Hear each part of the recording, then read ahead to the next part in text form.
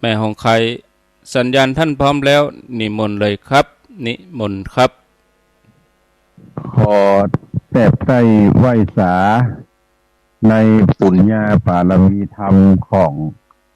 ครูบาอาจารย์ภิกขุสงฆ์องค์เนนจุโตนจุองค์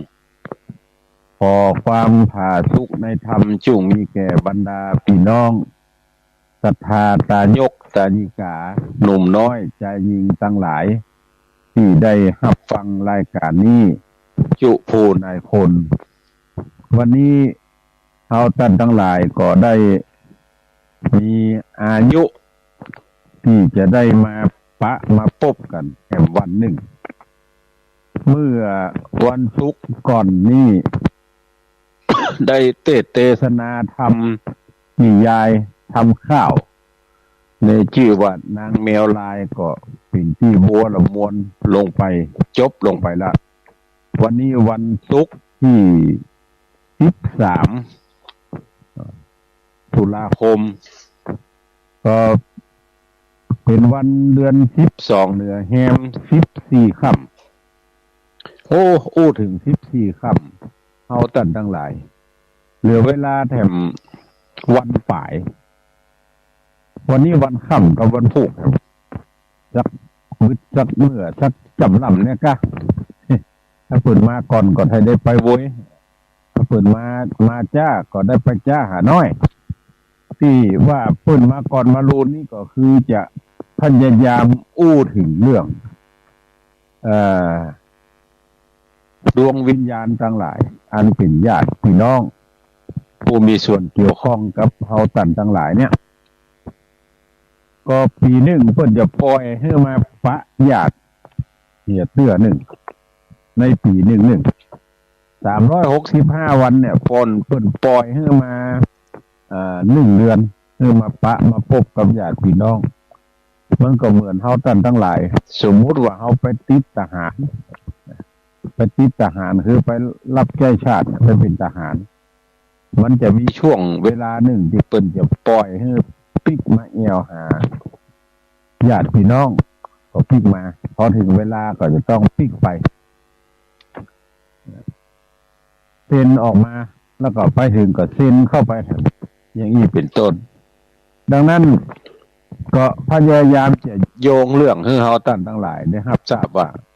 ที่ว่าเหลือเวลาแถมวันป่ายนี่ก็คือในโลกของดวงวิญญาณทั้งหลายเนี่ยเพิ่นจะปล่อยให้มาปะญาติพี่น้องที่เฮาฮ้องกันว่าประเพณีเดือน12หลายตนหลายองค์ผู้เจ้าหลายตนหลายองค์ก็เอาทำในเรื่องปีตะพีมาเทศให้ท่านทั้งหลายฟังบางตนก็เล่าเรื่องให้ฟังว่าความเป็นมามันเป็นเชื้อใดแล้วเมื่อมันเป็นจะอี้แล้วเขาจะทำเชื้อใดแถมดังนั้นที่ว่าเหลือวันป่ายนี่คือมันเหลือเวลาที่เขาท่านทั้งหลายจะทำบุญอุทิศส่วนกุศลไปให้แก่ดวงวิญญาณทั้งหลายที่เป็นญาติเขาท่านทั้งหลายก็เพราะว่าในโลกของดวงวิญญาณมันบ่มีการเนี่ยให้ใส่นาเนี่ยสวนอย่างใหญ่สักอย่างบ่มีการแจ้ขอบกมีการแจ้ลดมีการแจ้อย่างสักอย่างดวงวิญญาณทั้งหลายก็จะรอเฉพาะบุญกุศลที่เขาท่านทั้งหลายทำไปให้บางผู้บางท่านเดือน12แม้นมาค่ำ2ค่ำนี่ก็ป้ากันกึดกินดาตานหาญาติพี่น้องผู้มีส่วนเกี่ยวข้องกับเฮาท่านทั้งหลายแต่ไทยเดิมมาบางคนตฮอดวันนี้ยังบ่กึดใจได้ไฟใจตึงบ่กึดฮอดเมื่ออยู่ด้วยกันบ่กึดฮอดเมื่อสร้างปาลมีก็ดีสร้างกรรมด้วยกันมาเมื่ออยู่เมืองคนพอตายไปแล้วก็ต่างคนต่างไปบ่ได้กึดใจได้ไฟใจตึงอย่างสักอย่างแต่ว่าดวงวิญญาณทั้งหลายเหล่านั้นก็ปิกมาบานมาจองมาเหี่ยวมาแหวงมายื้อมาใจของกินของใจบางคนก็ได้ฮับบางคนก็บ่ได้ฮับ ขึ้นไปขึ้นมาถ้าอย่างเฮาตันทั้งหลายไปปะเพิ่นนั่งกินข้าวกันเป็นวงมันเขาไปถึงถ้าเพิ่นบ่ฮ้องเขาจะเข้าได้เขาจะเข้าอย่างไรพอกินเด้อคนนี่มันก็เป็นไปบ่ได้เนาะต้องรอเพิ่นห้องก่อนถึงจะเข้าไปกินมันถึงจะเปิงหน่อยถ้าบ้านมันบ่เปิงอยู่ดีอยู่ได้ไปคว้าเฮาหอดกินเด้อคนนี่มันก็บ่ใช่ปลายบ่ละดวงวิญญาณทั้งหลายก็เหมือนกันเพิ่นจะรอเฮาตันทั้งหลายเนี่ยทำบุญศูนย์ตานทำบุญศูนย์ตานไปหาเนี่ย ดังนั้นเฮาตันทั้งหลายก็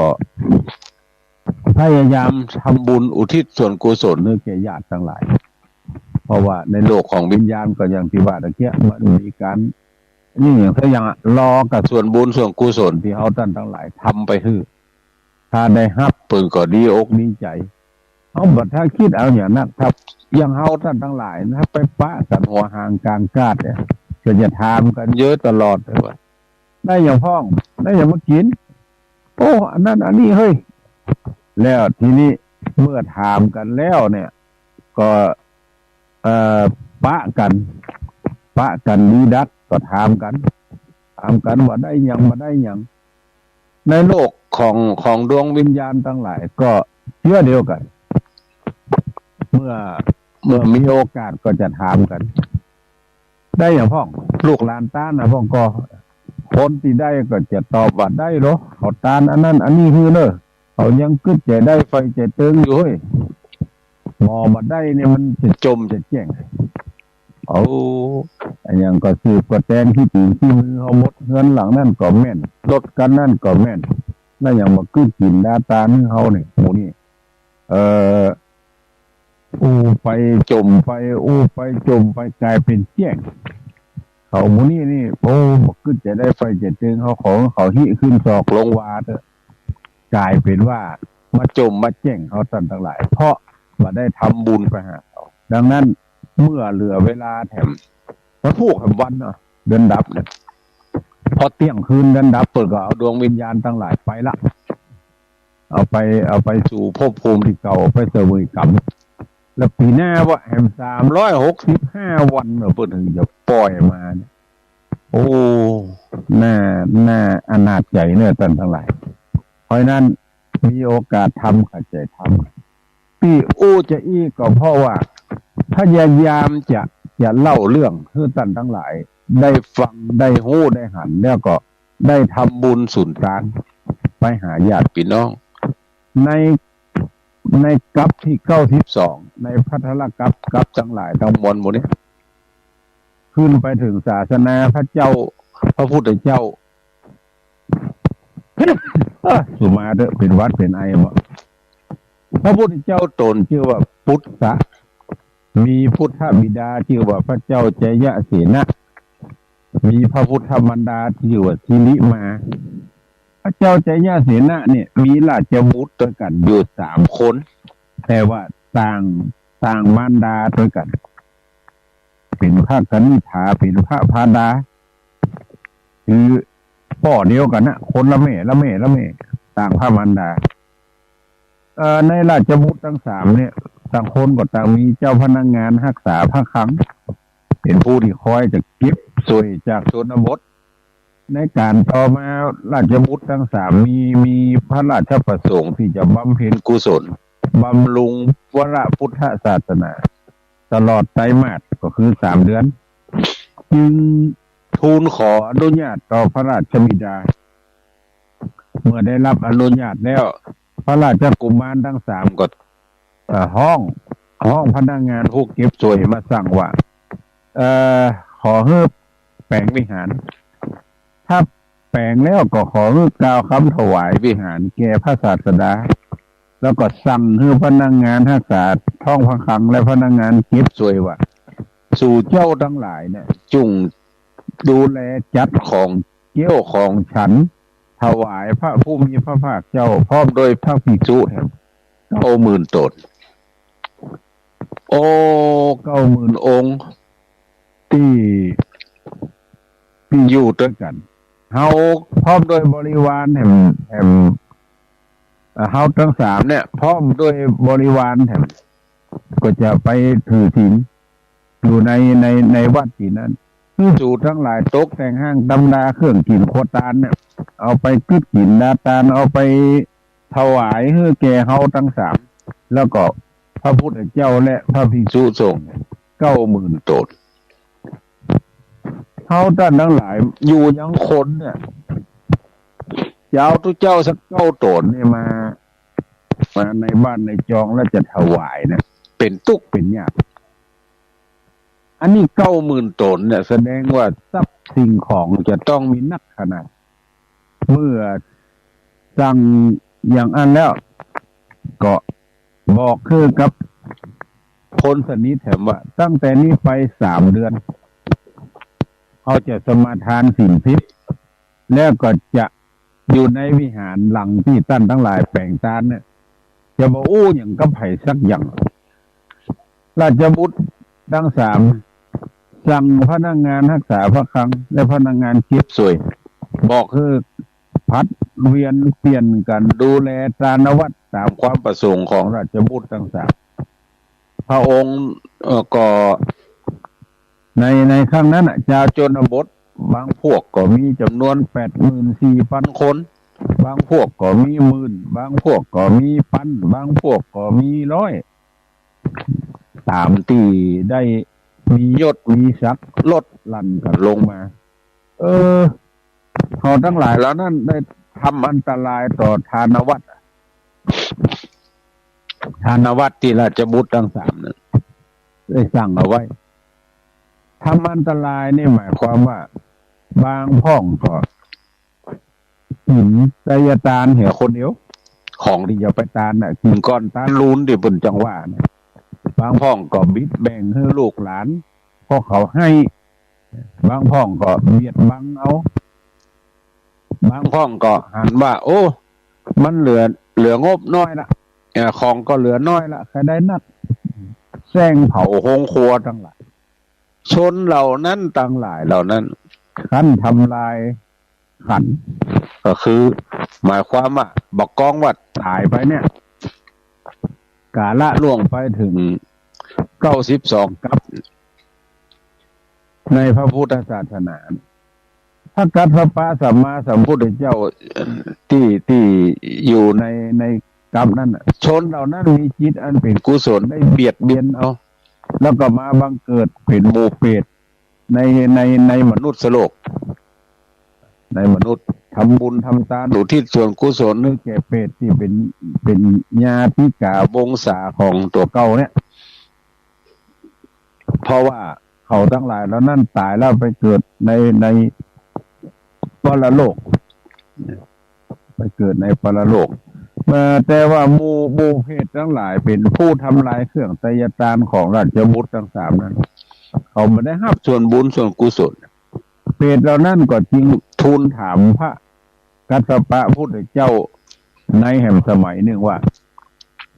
พันเตภควาข้าแด่พระกัสสปะเจ้าจะพึงได้สมบัติอย่างเพศทั้งหลายได้เนี่ย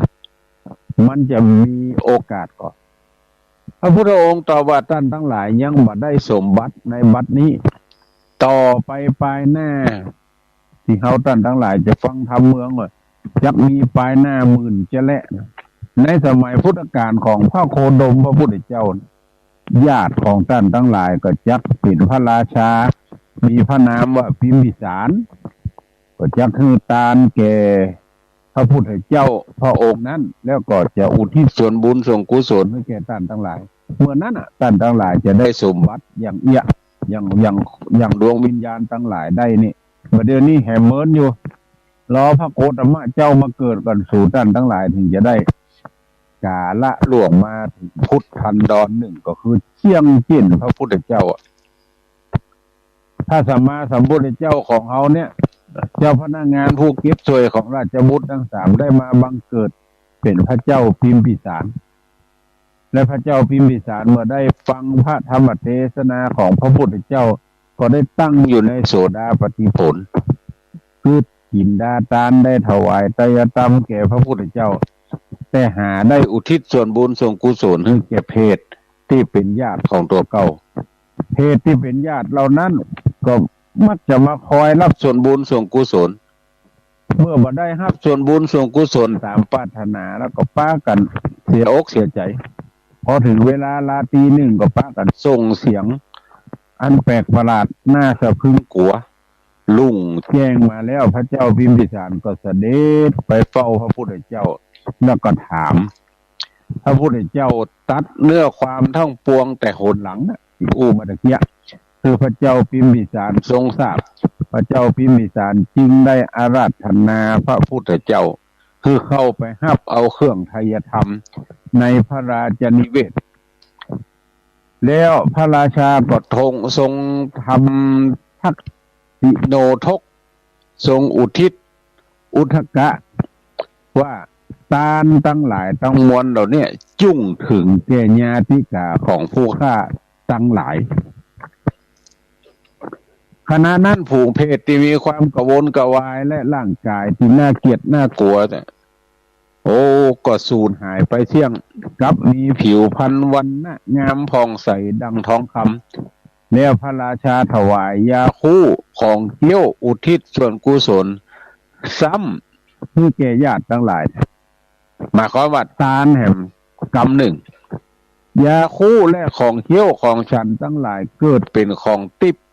เกิดเป็นประโยชน์แก่ฝูงญาติกาอันเป็นเพศทั้งหลายอันเป็นญาติเหล่านั้นแล้วพระราชาก็ถวายผ้าถวายเสนาสนะก็ทานให้แก่ญาติพี่น้องของตัวเก่าแถมเครื่องเสนาสนะทั้งหลายเหล่านั้นกลายเป็นของติบเพื่อสำเร็จประโยชน์แก่ฝูงเพศเหล่านั้นและสมเด็จพระทศพลก็อธิษฐานคือพระเจ้าพิมพิสารได้ทัศนาการก็คือว่า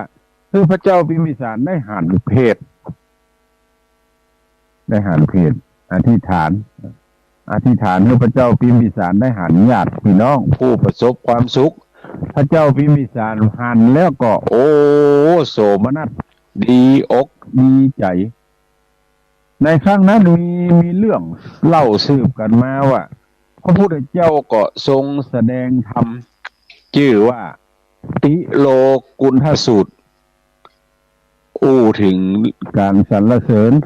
ไตรทานที่ตายกกานิกาอุทิศบริจาคให้แก่ญาติที่ตายไปแล้วแห่งหลายวันแล้วก็ทรงคำอุทิศถึงญาติว่าอิทังโวยาตินังโหนตุสุขิตาโหนตุยาตโยอันนี้เป็นภาษาบาลีแปลเป็นภาษาไทยว่าทานนี้จงถึงแก่ญาติทั้งหลายที่เกิดในเปตวิสัยขอญาติเหล่านั้นจงมีความสุขก็คือได้เสวยผลแห่งทานได้รับความสำราญแห่งประการหนึ่งเนี่ยคนที่บริจาคทานนั้นได้ไล่ผลประโยชน์ไม่ใช่ว่าทานแล้วไม่ได้ประโยชน์จะได้สักอย่างนะอันเป็นการสร้างสมบูรณ์กุศลให้เพิ่มขึ้นไปแทนกับมีอานิสงส์ให้แก่ผู้ที่ได้ให้ทานได้อนุโมทนาการร้องให้ก็มีการปฏิเวทนาเศร้าโศกเสียใจหาผู้ตายมันเป็นประโยชน์นะอย่างไรสักอย่างแก่ผู้ที่ล่วงลับไปแล้วมีแต่การทำบุญอุทิศส่วนกุศลไปให้ตาอันมันถึงจะไปถึงเขาในปรโลกไปหน้าโดยเหตุผลประการทั้งปวงที่ให้ท่านทั้งหลายฟังเนี่ยคนเมืองเขาเนี่ยจึงนิยมทำบุญอุทิศส่วนกุศลไปหาญาติของตนเช่นว่าพ่อแม่ปู่ย่าตายายลุงป้าน้าลูกหลานและญาติพี่น้องอันที่ตายไปในช่วงเดือน12เหนือเนี่ยอย่างว่าตะเกียตั้งแต่ขึ้น1ค่ำมาจนถึงแฮม14ค่ำเดือน12คือวันพุธเนี่ยพญายมราชได้ปล่อยวิญญาณทั้งหลายผู้ตายไปสู่โลกไปนานคือปิกว่ายหน้ามาสู่เมืองมนุษย์เพื่อขอรับเอาส่วนบุญส่วนกุศลจากญาติพี่น้องลูกหลานแล้วก็จะได้พ้นจากภาวะแห่งเปรตแห่งอสุรกายทั้งหลายดังนั้นการปฏิบัติในประเพณี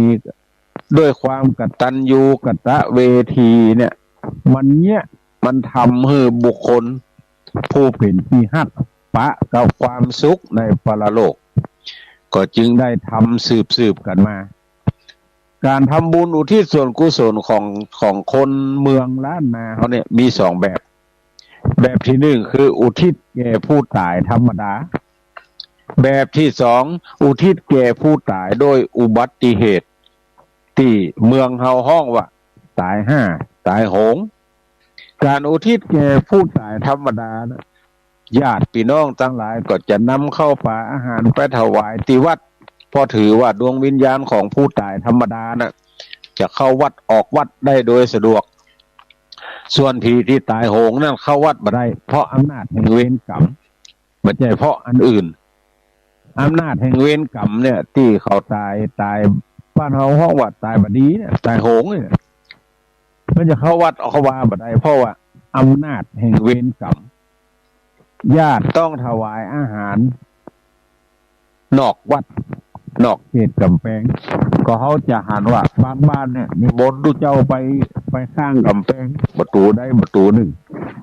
แล้วก็เอาเข้าป่าอาหารทานดูเจ้านอกวัดนอกว่ามันจะมีกับเมืองเขาเนี่ยคนที่ภาคอื่นเช่นภาคอีสานก็ทำเหมือนกันทำจะได้ห้องว่าประเพณีทำบุญเข้าประดับดินของภาคอีสาน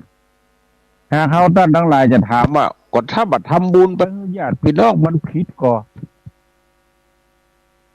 มันผิดจะได้ผิดอย่างเพราะผิดประเพณีที่บรรพชนทำสืบกันมาเขาจะหันได้ว่าเมื่อถึงเดือน12เนี่ยพ่อแม่ญาติพี่น้องเขาเจ้าข้าทั้งหลายจะตามหาญาติดาขอบดาครัวไปงบบ่นักทุนบ่นักก็จะแปลงหมอกพอให้พอดีเนี่ยเอาเข้าป่าอาหารมีข้าวตอกดอกไม้ทุลำเตียนเนี่ยเป็นต้นมีน้ำอุทกังเนี่ยมีน้ำมีข้าวไปถวายให้ตุเจ้าพระเนรในวัดในวาแล้วก็อุทิศส่วนบุญส่วนกุศลให้เปิดคนใดมีนักก็ทำนักนิมนต์ตุเจ้ากำลังปอนิมนต์ตุเจ้า 4-5 ตนเอามาทำบุญที่บ้านทุนแบบพอนักนิมนต์ตนเดียวเอามาทำที่บ้านโอ้อันใดก็ว่าอุปทะดังใจฮะยกขวดทานไปวัดจะดีกว่าทานแล้วก็มาไม่ได้เก็บสักอย่างอันนี้มันทำอย่างนี้เนี่ยถือว่าถ้าเขามาทำเนี่ยมันผิดประเพณีที่บรรพชนทำสืบกันมามีเรื่องเล่าของท่านทั้งหลายแห่งเรื่องหนึ่งว่าเพศดวงวิญญาณหรือสัตว์นรกทั้งหลายเนี่ยเมื่อได้รับการปล่อยตัวออกมาปะกับญาติของตัวเก่าในเมืองมนุษย์เนี่ยเพื่อรับเอาส่วนบุญบ่ได้มาอย่างอื่นนะเปิดปล่อยให้มารับส่วนบุญจากญาติทั้งหลายนะเมื่อมาแล้วได้รับส่วนบุญตานปากันแสดงความดีใจโอยชัยโอยพรให้ลูกหลานว่าโอ้ให้สู่อยู่ดีมีสุขมีอายุมั่นขวัญยืนอยู่ก้ำจูดูยังวละพุทธศาสนาเนอะดูต่างกินดูต่างไหวดูต่างใจใจเตตานในโลกเนี้ยส่วนแห่มหมู่หนึ่งเพศแห่มหมู่หนึ่งมันมาได้รับส่วนบุญกลุ่มกุศลปากันเสียอกเสียใจซุ่มหัวกันอ้วมึงมาได้ยังไงโอ้มาได้สักอย่างไอ้หมูนี่มันคือจินดาตาที่เขาสักอย่างถ้าห้างมีเขากันละเข้าของสมบัติให้มันแล้วเขาตายไปโอ้บัดนึกถึงบุญกุลเขาสักอย่างขอให้เขาได้รับความทุกข์ยิ่งกว่าเขานี่เถอะขอให้เขาประสบกับความวิบัติอย่าได้มีความเจริญในหน้าที่การงานเลยโหแย่งเขาแทนเพราะนั้นการทำบุญอุทิศเนี่ยถ้ามีญาติหลายคนติดตายไปแล้วบางหมู่บ้านก็จะต้องอุทิศคือคนละขันหรือคนละถาดบางคนมี10 คนก็มี10 ถาดบางคนมี20ตายหมู่หรอก็มี20 ถาดมันก็จะต้องเอาถวายบางที่นะ เป็นคนกำคนบางที่นี่โอ้ยกคำเดียวเขียนชื่อพระพุทธเจ้ายาวเป็นว่าแผ่บุญแผ่กุศลเถอะทุเจ้าก็อนุโมทนาไปตามนะแต่บางวัดนี่ถ้ามีสาวคนก็ญาติหาสาวเตื้ออุทิศส่วนบุญส่วนกุศลเนื้อแก่นายแก้วก็ได้เอาเหมาะญาติหาขึ้นอุทิศส่วนบุญส่วนกุศลเนื้อแก่นายคำก็ได้เอาเหมาะอุ้ยมาอุ้ยมีอุ้ยสีอุ้ยเจ้าเอาอยู่ฮะนะสาวเตื้อก็ขึ้นต้นว่าอย่างเดียวเพียงแต่ว่าเปลี่ยนชื่อวัดตาลไปหาไผ่คนตาลก็คนเดียวกันนะบางที่นี่เขียนชื่อตัวเจ้าอุเกียวอุ้ยมาอุ้ยตาอุ้ยสีอุ้ยคำตาลมหามุนีเนออันนี้ก็ยังแควนน้อยตัวเจ้าก็ปั่นปอนยกเดียวแล้วแผ่บุญไปเฮือถ้ามันมีเส้นมีก้านนั่นนะท่านทั้งหลายโอ้สบายอย่างเขาท่านทั้งหลายไปซื้อของเนี่ยเพิ่นลงบินนี่หมดอ่ะกะปิต่ออันน้ำปลาต่ออันแห่ต่ออันผักป้อมต่ออันหัวหอมต่ออันอย่างเนี้ยมีเป็นอย่างลงมาเขาก็พอตามนั้นมันง่ายแล้วก็มีเปิดห้องเมืองเฮาห้องปัญจักโบราณมาเดียวโบจักอย่างเป็นปัญจักก็คือบัญชีนั่นน่ะบัญชีที่เขาเขียนรายชื่อว่าจะทำบุญสุนทานไปหาไผอันนั้นห้องว่าปัญจักบางบ้านห้องว่าปี้ก็คือบัญชีปัญจักก็คือบัญชีรายชื่อของคนตายกับคนตายระวังดีว่าจะไม่เขียนศูนย์กันต้องเขียนว่าเจ้าภาพคือไผ่อุทิศส่วนบุญส่วนกุศลคือไผ่แล้วเขียนลงเรียงลงมาเลยอันนี้บางคนเนี่ยเขียนนายแก้วอุทิศไปหานายคำก็เดียวนายแก้วอุทิศไปหานายมีคือเจ้าตนติตาดีพ่องบันดีพ่องหันพ่องบานพ่องมืดเนี่ยหรือว่าไหวพริบบัดตันในช่วงระยะเวลานั่นหนึ่งอย่างสองบัดใจคนในท้องถิ่นคือบ่ฮู้จักว่าคนตายเป็นไผบ่ฮู้จักว่าคนตายเป็นไผถ้าอย่างศรัทธาวัดเดียวกันนี่มันฮู้จักกันตัวเจ้าตนมีอายุวสาเนี่ยแทบอย่ามาต้องมีบัญชีบ่ต้องมีปัญจักบ่ต้องมีปี้บ่ต้องมีสักอย่างพอว่าหมอนี่หันหน้าหมอนี่ยกไปตาลเนี่ยสามารถอุทิศส่วนบุญส่วนกุศลให้แก่ญาติเขาว่ามีไผ่พ่องตาลไปคือไผ่พ่องในเกี่ยวในมาในตาในมีว่าได้เลยเพราะว่าผู้จักต้นตระกูลทั้งหลายแล้วนี่อยู่อันนี้เพิ่นถึงมีเขียนปัญชีปัญจักเอาไว้รายชื่อคนตาลรายชื่อคนตายจะไปเอาเปาะกันปัจจัยก็เดียวกับนายเกี้ยวตาลไปหาวันนี้ก็เดียวกับมาเมาะนายเกี้ยวตาลไปหาวันนี้บอกนายเกี้ยวเตื้อเดียวตาลไปหาไผ่ใส่แล้วจนมันเสี่ยงกระดาษ A4 นั่นก็ได้มันถึงจะได้สะดวกใจถ้าว่าอันจะจมพระตุเจ้ามาหายังบัดตายนะฮะไปตาลได้บอกว่าตาลหาว่ะเดี๋ยวอย่าไปใจขี้ใจข้อเดือดเธอตุเจ้ามาตัวหานี่ไอ้ยังบัดตายเนี่ยหาบัดตาลหาบัดก็นี่ฮะบัดตาลถ้าไม่ไปตาลวัดเหนือวัดใต้ก็บอกไปวัดเหนือก็บอกไปเอาเข้าบอกไปในสักทีเพราะว่ามาเพิ่งใจตุเจ้ามันอยู่ที่เอาท่านทั้งหลายจะเขียนว่าตาลไปหาไผ่บางคนนี่มนต์ตุเจ้ามาเทศนาธรรมในบ้านหรือยกไปที่วัดก็อุทิศส่วนบุญส่วนกุศลให้แก่ญาติของตนเราพ้องเอาธรรมมาตานโดยทำทั้งหลายที่ว่ามาเนี่ยมีหนึ่งทำเปตพีสองทำมาลัยโพธิสามทำมหามุลนิพพานสี่ทำนิพพานสูตรทำทั้งหลายสี่อย่างเนี่ยเป็นคำพีที่นิยมนิมนต์ตุเจ้าเทศแล้วก็เอาใส่ขันตานอุทิศส่วนบุญส่วนกุศลเนื้อแก่เจ้าภาพเองเนี่ยอาจจะปูจาเอาติวัดผูกใดผูกหนึ่งก็ได้เรื่องใดเรื่องหนึ่งก็ได้เอามาเทศบางคนนี่กำลังทรัพย์บัดนักก็ปูจาเอาติวัดบางคนโอ้บ่เอาทำเก่าเพื่อนเขาไข่ตานของใหม่จะได้อานิสงส์นักก็ไปซื้อเอาล้านทางในเวียงหรือล้านสังฆพันธ์ทางในหมู่บ้านมาก็มาแล้วก็เอามาฝังอุทิศส่วนบุญส่วนกุศลอันเป็นบุพเปตพีการทำบุญอุทิศส่วนกุศลคือแก่ผู้ตายเนี่ยถ้าเขาจ้างคิดนะ พิจารณาถึงประโยชน์แล้วน่ะสิ่งที่เป็นสาระประโยชน์น่ะมันมีหลายประการการทำบุญสุนทานในส่วนเนี้ยหนึ่งเป็นการสร้างความกตัญญูกตเวทิตาธรรมต่อไผ่ต่อบรรพชนคือญาติพี่น้องของเขานะสองเป็นการสังฆะ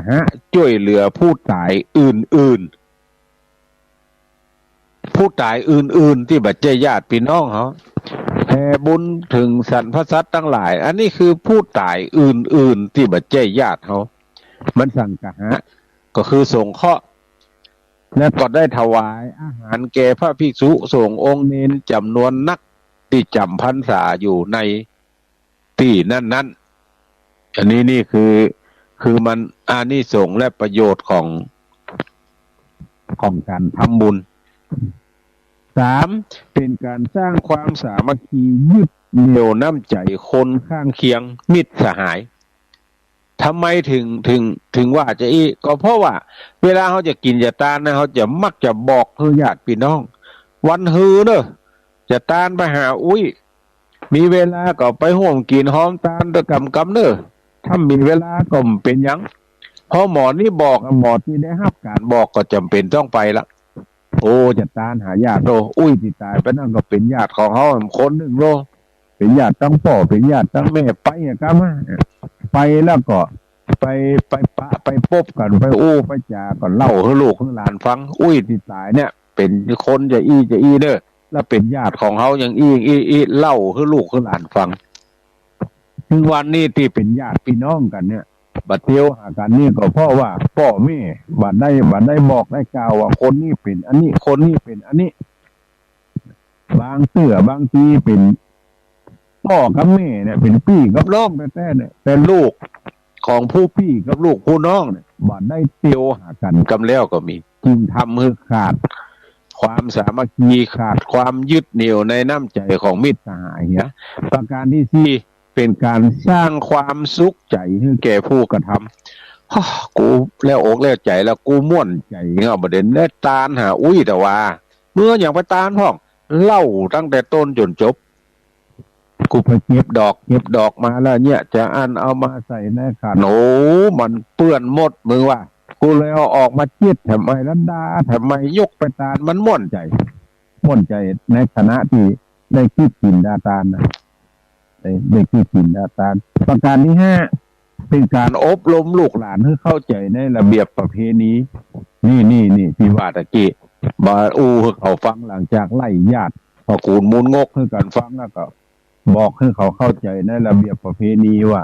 โลกของวิญญาณมันมีการเนี่ยให้ใส่ส่วนสักอย่างรอส่วนบุญที่เขาตานไปเนี่ยวันหน้าถ้าอีแม่ตายให้มึงตานให้แม่เชี่ยเนอะเนี่ยอีพ่อตายก็ให้มึงตานเชี่ยเนอะจะได้รับส่วนบุญส่วนกุศลอบรมลูกหลานไปในตัวประการที่หกเป็นการอนุรักษ์มรดกของบรรพบุรุษไว้คือเมินที่สุดอีกแล้วอนุรักษ์รักษาไว้เปิ่นทำมาเขาก็ทำต่ออันใดที่เป็นประโยชน์ต่อส่วนตนอันใดที่เป็นประโยชน์ต่อส่วนรวมเนี่ยก็เฮาท่านทั้งหลายได้พยายามที่จะทำต่อทำไมถึงบอกว่าพยายามก็เพราะว่ามันเป็นการอนุรักษ์มรดกของบรรพบุรุษที่เปิ่นกึดล่ำต่ำสร้างเฮาท่านทั้งหลายได้หู้ได้หันได้พอได้กอยเนี่ยเอาไว้สืบไปหน้ามันจะได้เมินที่สุดดังนั้นประเพณีอุทิศส่วนกุศลให้แก่ผู้ตายเนี่ย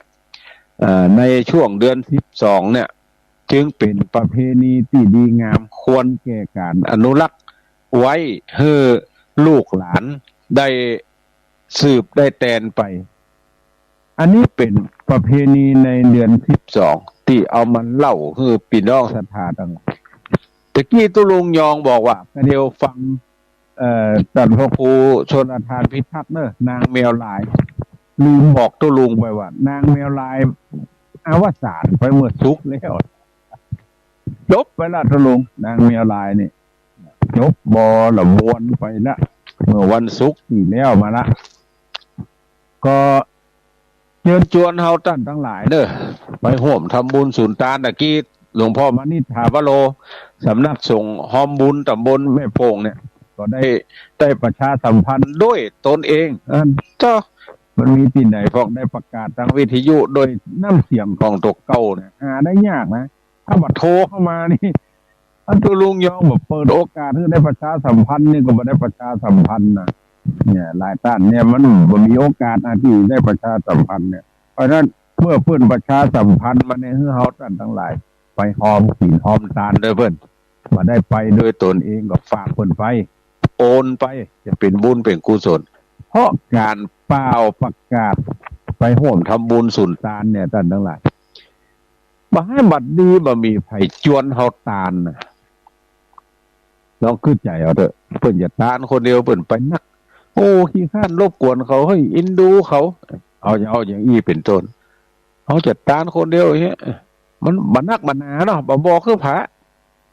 บ่ให้บัดดีมีโอกาสได้ร่วมทำบุญสุนทานถ้ามีโอกาสเนี่ยโอ้ขัดใจไปเด้อเปิ้นเนี่ยเปิ้นเปล่าประกาศทำบุญสุนทานตานหันตานมีตานนักตานน้อยเปิ้นบ่ได้ว่าหรอกตานไปเอาตามฐานะนุรูปเขาบ่ใช่ว่าจะตานโอ้สตางค์เป็นล้านเป็นแสนจะได้บุญได้กุศลนักก็บ่ใช่บางทีตานน้อยยังได้นักเลยนั่นก็มีบางทีตานนักได้น้อยเลยนั่นก็มีเพราะว่าอานิสงส์ของการตานเนี่ยมันไม่ได้อยู่ที่ของทาน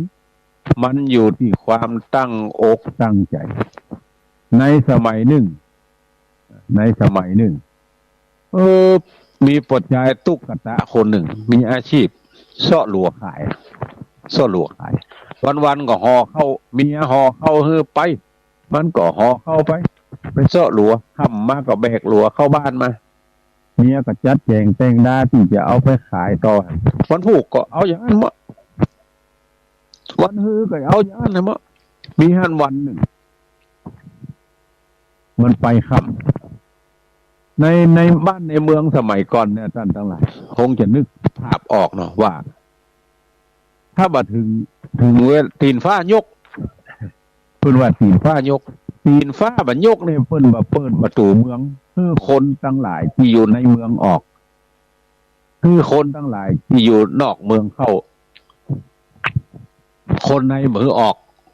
คนนอกเมืองเข้านี่เป็นต้นถ้าตีนฟ้าบัดยกเนี่ย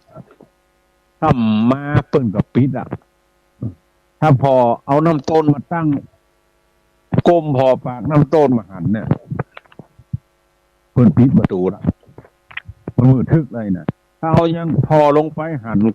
ก้นน้ำต้นอยู่นี่เปิ้นกับปิดอ่ะแต่คนมาเก่าถึงว่าปากน้ำต้นยังหมดตันมืดเดี๋ยวมึงบนนอนเลยอย่างว่าล่ำเหลือเขาจะได้ยินกลับมาเก่าทั้งหลายที่ว่าปากน้ำต้นแบบมืดก็คือเพื่อนเอาน้ำต้นมาตั้งกลางแจ้งถ้าพอหันพดก้นน้ำต้นเพื่อนมันมาค่ำเดือดแต่ถ้าสมัยนี้มาได้ไฟมันแจ้งเนาะมันถึงมาหันมันถึงมามืดในน้ำต้นนะแต่เมื่อก่อนเนี่ยมันมีไฟเพื่อเอาไปตั้งกลางเล็งปากน้ำต้นมืดก็พีดอ่ะตีนฟ้ายกก็เปิดอ่ะตุ๊กตาคนนี้ไปแล้วมาค่ำเมาไปซ่อหลัวไก่พอไปดึงวันเนี่ยมันได้มามีหลัวละไม่แห้งก็แบบใครมีแล้วมันเกี่ยมไปที่อ่ะไก่เข้าก็ทำมือมาค่ำมาถึงประตูเมืองปากน้ำต้นมืดพอดีนายทวารคนรักษาประตูปิดประตูท่มเอาละมึงเฮ้ยกูจะเงียบใดเข้าไปในเมืองลูกเมียกูจะว่าจะใดพวกนี้เหลียวไปทางซ้ายมีศาลาอยู่หันหลังคนทั้งหลายอยู่หัน3-4 คนละไตห่อเข้ากินกันฮะละบางห้องก็พอชวกเที่ยวบางห้องก็กำลังกินเข้าบัดได้ในเมืองเขาก็จะไปเนี่ยฮะตู้จ่ากับหมู่เดียวกันที่อยู่ทั้งนอกเมืองว้ายหลังสักกำเนี่ยหันประตูเมืองแจ้งลึ่งในเมืองตั้งแต่ประตูเมืองกำแพงเมืองมีประทีปโคมไฟประดับปัทโธธัมโมสังโฆแจ้งลึ่งแวดเมืองถ้าอยู่ที่สูงพอนี่หันหมดอ่ะแต่ชายคนนี้หันกันตั้งหน้าเพิกเดียวแจ้งลึ่ง มาถามคนทั้งหลายว่าเขาเนี่ยอย่างอะตามปฏิบโคมไฟหั่นเหือหั่นห่ำอะในเวียงพอดอุ้ยคนก็บอกว่าบ้านี่มึงไปอยู่ไหนมามึงโหจักกะเดินดับเดินเป่งวันนี้เป็นวันเดินนี่เป่งเนี่ยมึงโง่ก่อ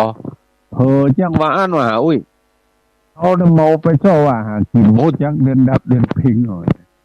ก็กองโง่เดินเป่งเปิ้นตามปฏิบโคมไฟกันในเมืองว่าปัดโทตโมสังโคแจ้งเยอะแจ้งนึ่ง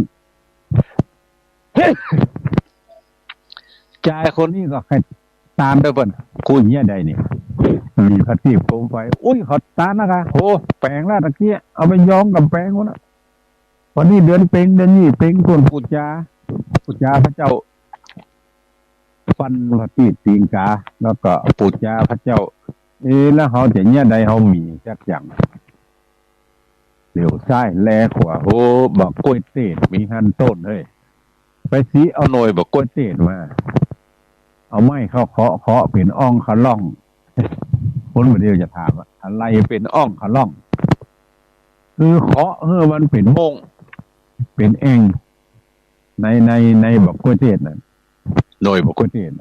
เพิ่นพากึ่งแล้วเอามาขวดในออกเป็นวงพอใจคนนั้นก็เนี่ยอันน่ะได้บอกกล้วยเต้นมาละที่จะแปลงพัดทีดพูดจะอย่างมาเป็นตีนกาเก่าหัวเก่ายันปัดขี้ฝุ่นเสื้อเนื้อตัวเพราะเป็นฝุ่นที่ได้แบกตัวมาตีนเสื้อย่อนต้องก้องเอาละเฮ้ยตีนเสื้อเขาปุ๊ดละเป็นเรื่องแล้วนี่เขาตีนเสื้อปุ๊ดบอกก้องว่าตีนเสื้อปุ๊ดปัจจัยคนนี้ขึ้นได้ทันทีเขาจะเอาตีนเสื้อเขาเนี่ยแปลงสีสายแปลงไส้ผางวัดทีที่แม่เคยสอนเขาเชื่อนี่การฟันตีนกามันก็เอาตีนเสื้อมาฟันเสร็จก็เอามาจอมในอ่องเขาล่องบอกกล้วยเต้นที่ว่าตะกี้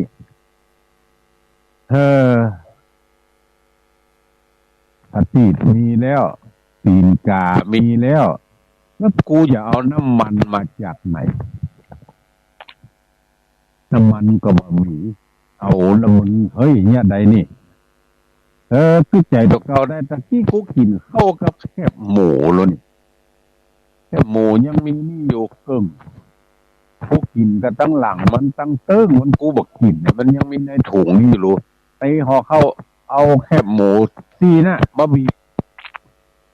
บเอาน้ำมันใส่อ่องเขาล่องบอกกล้วยเต้นโหดตีนกาลงไปเสร็จแล้วก็เข้าท่าแล้วเขาก็มีฝีมือในด้านนี้เหมือนกันเอาเฮ้ย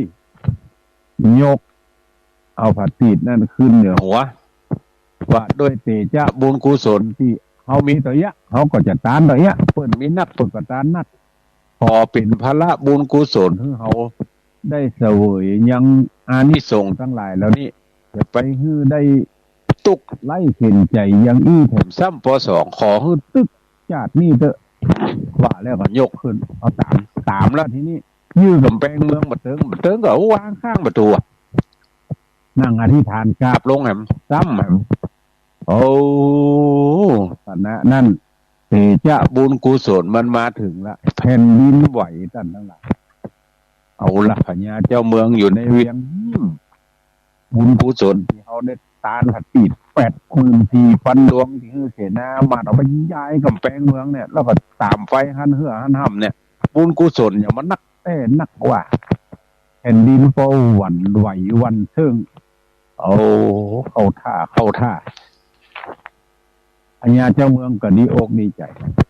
พระพุทธเจ้าอยู่ในเจตวันยิ้มขึ้นถ้าโนนถามพระพุทธองค์เนี่ยยิ้มอย่างยิ้มใส่เศรษฐีพญาเจ้าเมืองพากันตามผัดตีด84,000 ดวงแวดกับแพงเมืองมันหาว่าเป็นผลบุญมันแผ่นดินถึงไหวเพราะนั้นมันเป็นออกไปของใจตุ๊กตาอยู่นอกเมืองเอาแค่หมูซี่เดียวหยิบน้ำมันเอาตีนเสื้อแปลงสีสายตีนกาเอาบุกเตศมาควักปูจาพระพุทธเจ้าคือตัวเขาเนี่ยได้บุญได้กุศลแผ่นดินก็เลยไหว ไหววันเชิงไปมา โอ้ปัญญาเจ้าเมืองหวังว่าบุญของมันป้ายิ้มอยู่ในเวียงหมดถึงเสนามาดเจ้งมามันกับปัญญาเจ้าเมืองกันดาขันเขาตอกดอกไม้ไปไหว้สาพระพุทธเจ้าเล่าเรื่องแผ่นดินไหวพระพุทธเจ้าฟังพระพุทธเจ้าก็ให้หัวแล้วเนอะเป็นบุญของปัญญาเจ้าเมืองเนอะแล้วมันเป็นบุญของใครบุญของใจตุกกตะใจตุกกตะมันได้อานิสงส์ของการให้พระติดเป็นตานแล้วมันถึงได้อานิสงส์แผ่นดินถึงไหววันเทิงไปมาแล้วคนเนี้ยได้ให้ซื้อเอาบุญมันบุญอย่างนั้นแค่นั้นว่าพอน้องไปถามมาเรามันขายก็ถ้ามันขายก็ซื้อถ้ามันมาขายก็ว่าทั้งซื้อของมันอันนี้เจ้าเมืองเสียนะมันไปถามจะซื้อเอาบุญใจตุกตะแต่ตุ๊กตาว่าขายบัตรได้บ่ฮู้จะขายจะได้ก็ผมจะขายได้ก็ว่ามันน่ะก็เขาขายบัตรจ้างนะมันมีราคาอันนี้เจ้าเมืองเลยเบ่งเมืองคือเก่งที่เอาบุญของใจตุ๊กตาเนี่ยเมื่อเตจะปารมีมาถึงเนี่ยมันมาถึงมาตึงมันได้บุญได้กุศลนี่ท่านทั้งหลายการทำบุญสุนทานให้ญาติพี่น้องก็อย่างเดียวกันเมื่อเตจะปารมีมาเผียวเนี่ยมันก็จะอันเนี้ยอย่างที่ว่าเนี่ยได้บุญได้กุศลอย่างใจตุ๊กตาเนี่ยไม่ใช่ว่าตาอันใดได้อันนั้นก็ไม่ใช่บุญกุศลเมื่อเวลามันมาถึงแล้วก็ได้เยอะดังนั้นเหลือเวลาแห่งวันพูกวันเดียวให้ท่านทั้งหลายคือจะได้ไฟจะเติงหาญาติพี่น้องเนอะมีอย่างก็ไปตานหาเพิ่นบ่มีอย่างเหลือแห้งก็เอาเข้าตอกดอกไม้ธูปเทียนเจาะอย่างก็บ่ได้สตางค์มีจะได้ก็เอาใส่ซองไปตานอุทิศส่วนบุญส่วนกุศลให้เพิ่นอย่าดวงสุดไปก็ซื้อเอาปลาอาหารอันที่เป็นของกินสัตว์ทั้งหลายเอาไปตานก็ได้ไม่ใช่ว่าตานกะขนเอาตานให้สัตว์ทั้งหลายก็ได้เพราะว่าการตานนั้นตานให้ไผ่ก็ได้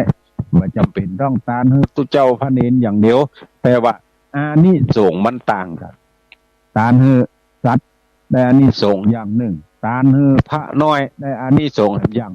ตานให้ตุเจ้าได้อานิสงส์อย่างมันมีอานิสงส์ต่างกันดังนั้นท่านทั้งหลายคืดกินหน้าตาลเวลาที่เหลือต่อจากนี้ไปนะใครจะอู้จะจาจะถามปัญหาอันติดตอบได้ก็จะตอบอันติดตอบบ่ได้ก็ตึงจะตอบบ่ได้ก็จะบอกว่าอันนี้เขาตอบบ่ได้ตอบได้ก็จะตอบไปใครจะอู้จะจาจะรายงานผลการรับฟัง0817964608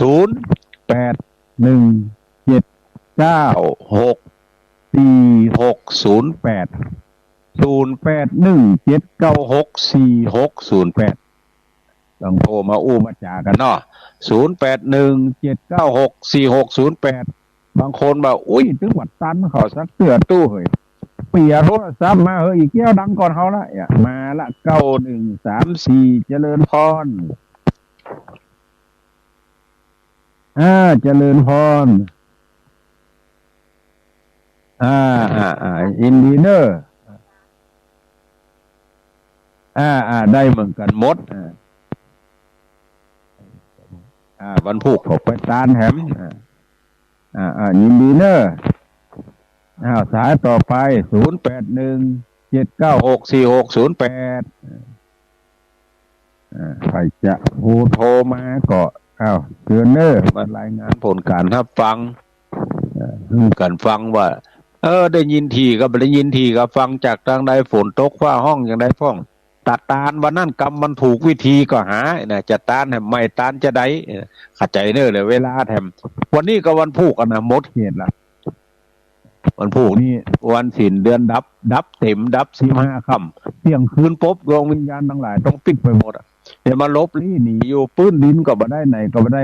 อัญญามาจุฬาท้องมาเนอะจะเป็นได้ไปหมดบ่เมื่อนี่หูแตกหัวแตกว่าพ่อเสียงเนี่ยมันดังกังวานนั่นก็เทรนเนอร์5168จากทางใดหาเจริญพร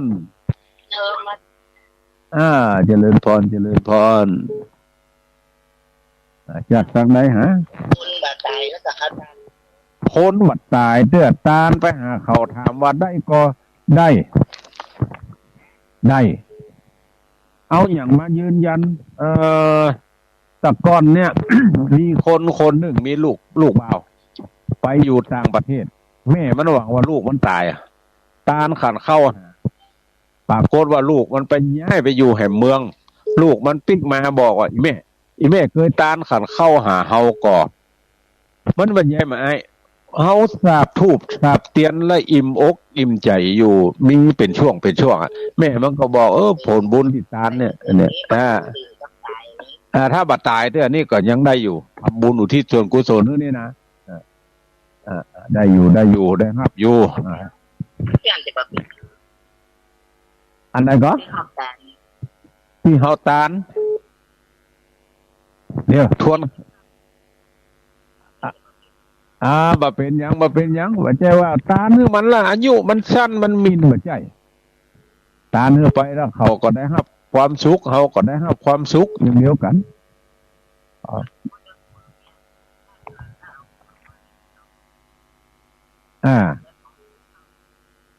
บ่เป็นหยังตานได้อยู่แต่บางคนมาคิดว่าผัวตาเนื้อเมียบ่ได้รับเมียตาเนื้อผัวบ่ได้รับลูกเต้าตาลก็เพราะว่ากลัวเมียใหม่ผัวใหม่ผิดกันมึงยังขึ้นใจของมันอยู่กะก็เลยลูกเต้าตาลเนี่ยตาลได้บ่เป็นหยังผัวตาเนื้อเมียตาเนื้อผัวเนี่ยการตาเนี่ยไม่ได้จำกัดว่าจะต้องไผ่ตาลก็ได้หมดกุศลยินดีเนอะสายต่อไปเจริญพร4740เอาใครเอ่ยโอ้ปนยังไงฝนตกฝนก็บ่ตกฟ้าก็บ่ห้องเอาละเนอะวันนี้บ่มีหมอกคือคืมเนี่ยหนาวจอยวอยเหมือนก็จะเข้าหน้าหนาวเนี่ย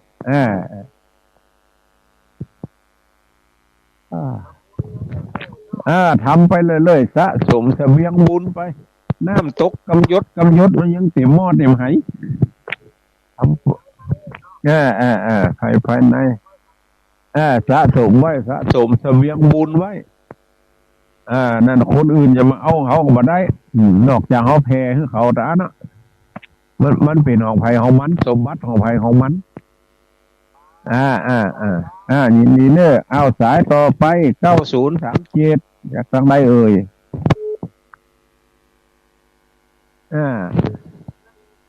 อยู่ดอยสะเก็ด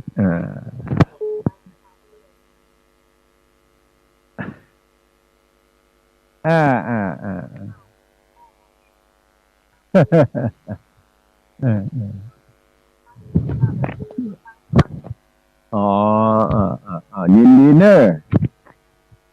สายต่อไป0026จากดังใดเอ่ยเจริญพรถามว่า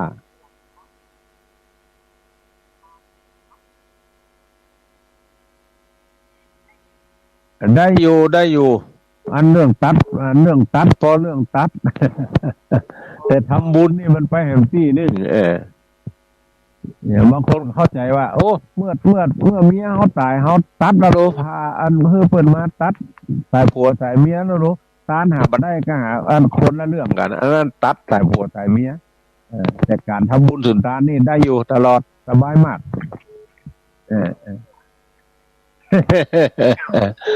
ใจนี่เจ้ายินดีเนอะสายต่อไป0817964608 54 นาทีละ7587จากทางใดเอ่ยฮัลโหล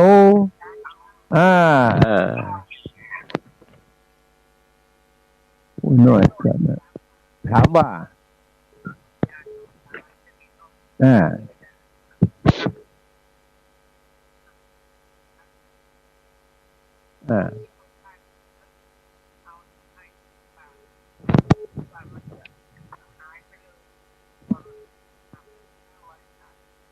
บ่หายเหมือนกับเขาส่งจดหมายเนี่ยกะปลายทางไม่มีผู้รับมันก็ปิ้งมาที่เก่า เอายายปันปากคาว่าจะได้ ได้อยู่ตานได้ทุกวันแต่ว่าเดือน12เนี่ยมันเป็นสายตรงอุ้ยสายตรงเปิ้นมาละเอาตานยังเข้ามาเนี่ยก็เอายืนนึกกันได้แต่ถ้าเปิ้นมานี่มันยังได้ฝากเทวบุตรเทวดาตนมีฤทธิฤทธาแก่กล้าอยู่ประเดี๋ยวนี้ผมต้องฝากไผสายตรงตันอยู่เขาเที่ยงคืนว่าหลวงปู่ตันอยู่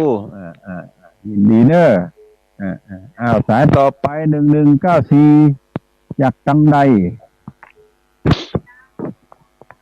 เจริญพรเจสอนลำปางฝนตกลำปาง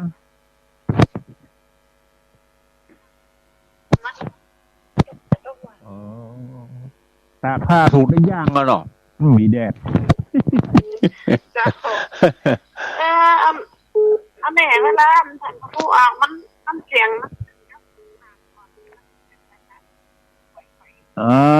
มันอยู่ที่การลิงก์สัญญาณเนาะพอเขาออกอากาศที่ดอยสะเก็ดลิงก์สัญญาณไปปุ้นดอยลอลูกจากดอยลอส่งมาฝ่ายหินลูกฝ่ายหินส่งไปหั่นไปนี่มันหลายต่อเฮ้ยจริงถ้าละตนอื่นเอากับเป็นอย่างอาจจะอยู่ที่ขึ้นที่อย่างวันแต่ก็ยังฟังได้หู้เรื่องอยู่เนาะยินดีละเสียงขาดหายท่านผู้อำนวยการสถานีพอกันเด้อเสียงขาดหายว่ะมันใจค่ะไหมคะก้อยเฮงอยู่ที่ขึ้นที่อย่างมันเนาะเดี๋ยวจะตั้งสถานีปรับปรุงยินดีเนอะสายต่อไป0750จากตังใดเจริญพรเทพเสด็จแม่นวลวันนี้ไปลืมเนอะไปเที่ยววัดเที่ยววาวันพุกจะมีพระป่านะพี่น้องกำแพงหินพากันไปเที่ยววัดเที่ยววาวันนี้วันพุกจะมีผู้มีจิตศรัทธาเอาพระป่ามาตานวันพุกตอนบ่ายไปกินไปมันจะมีเป็นเตื้อให้เสียงนะเพราะฟังตัวเก่าก็บ่ชัดเจนเนี่ยเป็นคาดหายเหมือนกันมันอยู่ที่คลื่นอยู่ที่คลื่นอยู่ที่สัญญาณบดมืดอีบักใครดีสักได้เฮอสัญญาณนะยินดีเนอสายต่อไปจะฮับเป็นสายสุดท้ายละ6243เวลาสถานีจะบดเจริญพรเจริญพรฟังจากทางไหนฮะสีโพธารามชัดเจนดียินดีเนอะได้ใจเวลาสถานีมาก็หันกวนแก่เวลาละ58 นาทีเหลือ2เอาซะให้มันสายเอาใจพี่ใจน้อง6055จากทางใดเอ่ยเจริญพรฟังจากเมสีดาค่ะเจ้าปักเวียงปะเป้าเนี่ยเวียงวปปเวียงปะเป้ามีเนอท่านสดมาแหมสายละ6919เป็นสายสุดท้ายแล้วนี่ว่าจะได้เก็บไว้แขกเจ้าท่านพระครูเจริญพรแก้วสีละแม่สุกแก้วศรีลาพรศรีเตี้ยบ้านโฮ่งละปูนเนาะยินดีเนอจะยินดียินดีเนอสาธุ59ใจเวลาของทางสถานีมาครบ1 ชั่วโมงละขออำนวยอวยพรฝันโจกฝันใจให้ท่านทั้งหลายได้อยู่ดีมีสุขมีอายุมั่นขวัญยืนเหมือนกันจุผู้จุคนเนอยัตตาโลธรรมาวัฏทันติอายุวันโนสุขังปะลา